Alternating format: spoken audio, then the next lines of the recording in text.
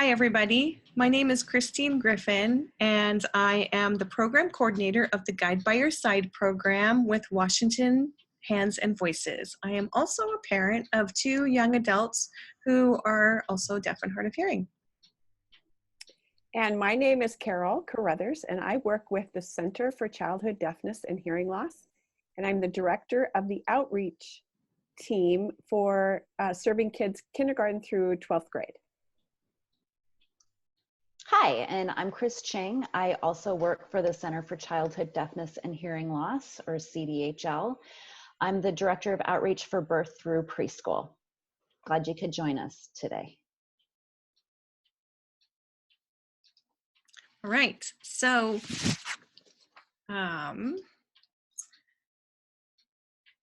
we'll skip this. Today's webinar, family webinar, is provided by Washington Hands and Voices, and we are a parent-led nonprofit organization founded in 2007 to support families of children who are deaf, deafblind, deaf plus, and or hard of hearing across all communication modalities and opportunities. Our mission is that we envision a world where children who are deaf and hard of hearing have every opportunity to achieve their full potential. The purpose of these family webinars is to share knowledge to families in order to increase well-being and confidence, ensuring family involvement and leadership when supporting their deaf, deafblind, or hard of hearing child. Such involvement is cornerstone to increased child outcomes. We'd also like to mention and thank Washington State Department of Health Early Hearing Detection, Diagnosis, and Intervention Program, who are partners in funding of Washington Hands and Voices. Some of the slides in today's webinar are from the Hands and Voices headquarters presentation, who have agreed to share some of their slides with us with families across our state. So today's outcomes, for those viewing our webinar, you will be able to define the 6 special considerations for deaf and hard of hearing students as mandated by IDEA, or Individuals with Disabilities Education Act. We'll also be able to recognize special considerations that may apply to your child and learn about the family input tool that families can bring to your child's team meetings. So this quote from Christine Yaganasha Atano, who is an audiologist and researcher that documented the benefit of children being screened at birth, says, "Deafness is a sensory difference. It only becomes a disability when the education system fails the child and family." So now it is up to all of us to improve educational systems and programming that support our children.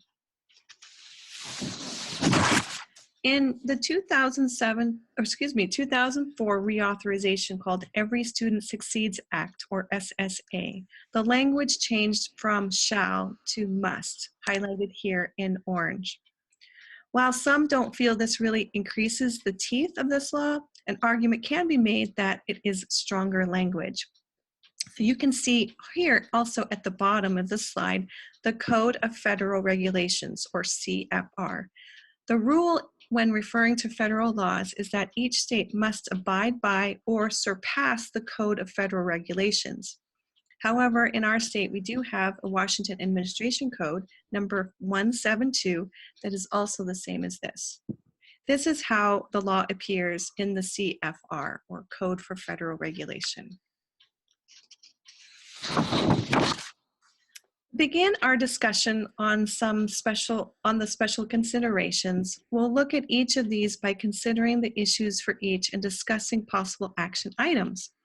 In the IEP process, remember that the goal is not to just consider or discuss, but to move to actionable, concrete steps in the IEP process.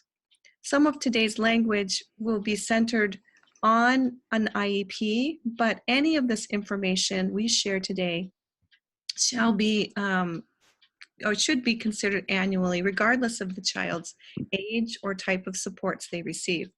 Whether that be an IFSP or individual family service plan with early intervention, an IEP, individual education program, or Section 504 that is part of ADA or Americans with Disability Act.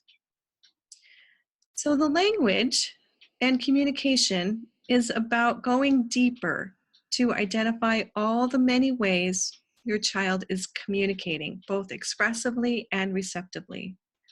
We need to go wider with all the different opportunities for direct instruction with peers and professionals rather than relying on one person. And we'll share later why this is important. Academic achievements. For many deaf, hard of hearing children, it's important to hold them to the same standards as their hearing peers and have appropriate evaluation measures to track their progress. We need to be mindful of our child's full range of needs. This includes what our kids are doing outside the classroom, both as extracurricular activities and for their safety.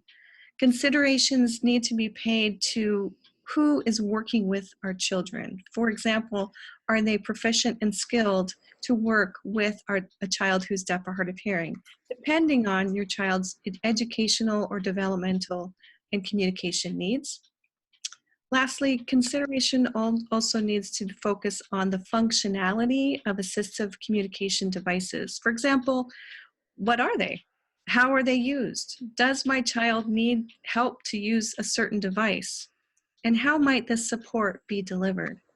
This also includes augmentative devices for children with additional disabilities. So before we go deeper into the 6 special considerations, I want to show all of you how this applies to families in our state. So I will go ahead and move to the URL, and I will type in the URL box OSPI and hit enter. You'll see here a link to Office of Superintendent of Public Instruction. And by clicking on that and looking in the far right corner in the search engine, I will put in IEP forms.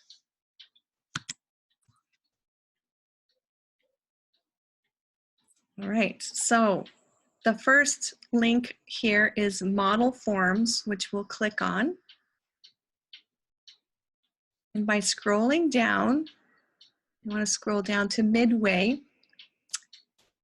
And under 6 individual education programs, there's a link for parent input form, which we'll discuss later. IEP form without secondary transition and IEP form with secondary transition. Today, we will not be discussing secondary transition, just showing you the form. So I'll click on one of these. And when I click on that, a Word document will open.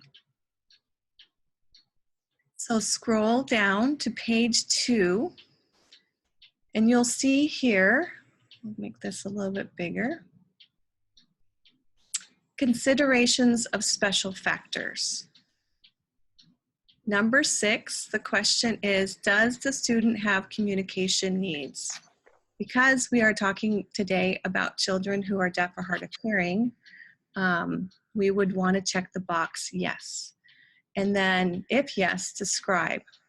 Today we'll be talking about how families can describe the different ways that communication needs to be considered.